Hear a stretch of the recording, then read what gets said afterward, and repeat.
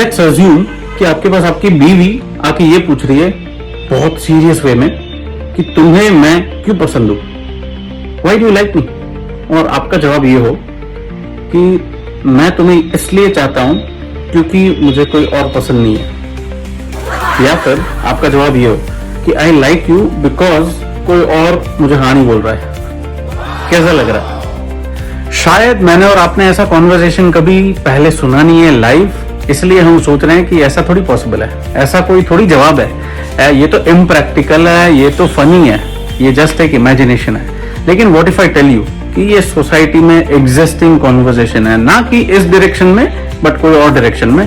Let me explain. ये आपको तब क्लिक होगा जब आप कोई भी पर्सन जो जॉब कर रहा है, जो अच्छी भी जॉब कर रहा है, बहुत अमेजिंग अथॉरिटेटिव डिसीजन मेकिंग, अच्छे लेवल पे, अच्छी कंपनी पे, अच्छी सैलरीज पे जॉब कर रहा है, और उनको आप जब पूछोगे ना कि भाई आगे क्या करना है, फ्यूचर के बारे में क्या सोचा है, क्या करियर प्लान है, तो 90% ऑफ द टाइम्स आपको यही सुनने को मिलेगा कि मुझे बिजनेस करना है। और जब आप उनको पूछोगे ना कि बिजनेस क्यों करना है, तो तब आपको यही सेम आंसर मिलेगा जो मैंने आपको एग्जांपल में बताया था कि वो बोलेंगे कि भाई मुझे बिजनेस इसलिए करना है क्योंकि मुझे जॉब पसंद नहीं है, या फिर मुझे कोई और अच्छी जॉब मुझे नहीं मिल रही है। मैंने जब अपना बिजनेस स्टार्ट किया था उस दिन को करीब करीब मोर देन 1000 डेज हो चुके हैं, और इस बिजनेस को सक्सेसफुल बनाने में, इस बिजनेस को by God's grace and unbelievable powerful business को बनाने में बहुत कुछ मैंने देखा हुआ है। So as a brother to all of you, एक चीज आपसे दिल से शेयर करनी है कि हमारा रियल प्रॉब्लम वो नहीं है कि हम बिजनेस को पसंद या नापसंद करें, या फिर जॉब को पसंद या नापसंद करें, लेकिन हमारा रियल इशू एक है कि हम कुछ भी चूज करने से पहले उसको फैंटेसाइज करते हैं।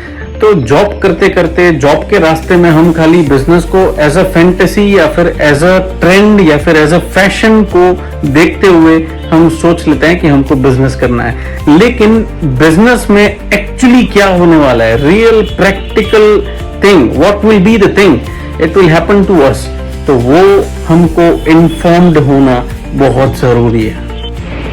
ट्रूथ नंबर 1, जॉब स्टार्ट करने से पहले ना हमको एक आदत हो चुकी होती है कि फीलिंग प्रिपेयर्ड, वो चीज की आदत होती है।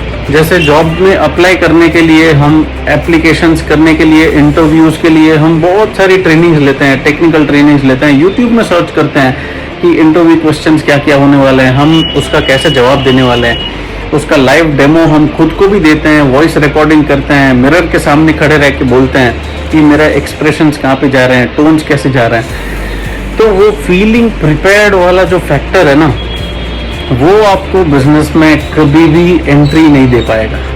बिजनेस में बस एक ही टेस्ट है, आप प्रिपेयर्ड तो दूर की बात है, आप वो तो सोचो ही मत कि आप होने वाले हो, आप फील होने वाले हो। क्योंकि आप कॉमन सेंस के साथ सोचो कि आपने कुछ ऐसा डिसाइड किया है जो आपने पहले कभी किया ही नहीं है, और पहले किया नहीं है वो तो दूर की बात है, चलो नहीं किया है, कुछ नया करेंगे, लेकिन आप ऐसा कुछ डिसाइड कर चुके हो जिसके बारे में आपने कभी बहुत साल तक सोचा भी नहीं है। तो basically business never starts with being prepared, और business never starts with any validation, business starts with only passion. Truth number 2, business में वही लोग सरवाइव कर पाएंगे जिसको पता है कि लाइफ में प्रेशर को कैसे हैंडल करते हैं।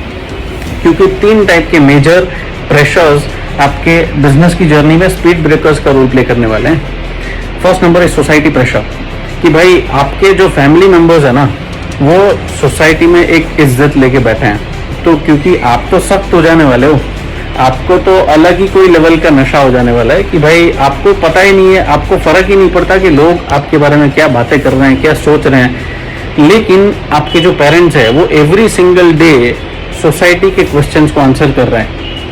तो that takes us to the pressure number 2, that is family pressure.